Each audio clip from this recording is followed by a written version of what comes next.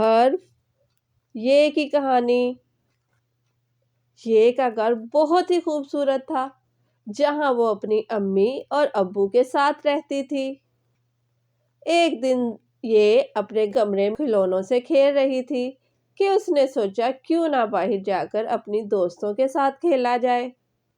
باہر جانے اور اپنی دوستوں کے ساتھ مل کر کھیلنے کا سوچ کر یہ اپنے کمرے سے باہر آ گئی تاکہ اپنی دوستوں کے ساتھ کھیل سکے۔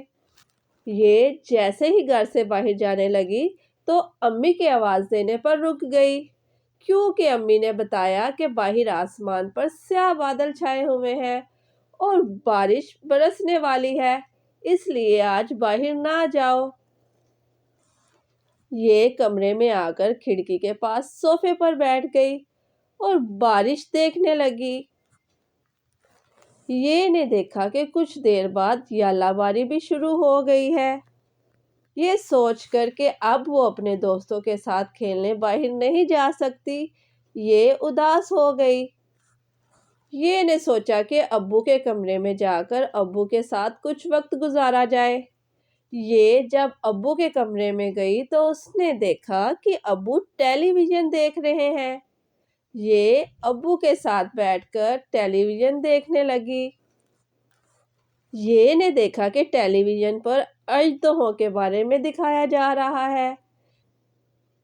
یہ کہ ابو نے یہ کو بتایا کہ اژدہا بہت بڑے سانپ کو کہتے ہیں۔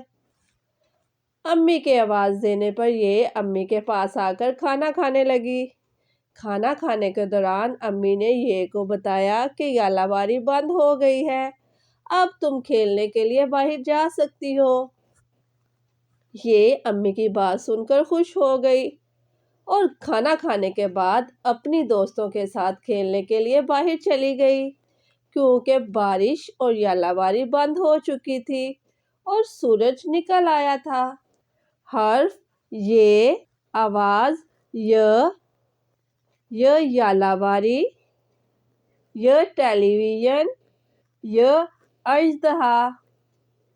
یالہ باری، ٹیلی ویژن، اژدہا۔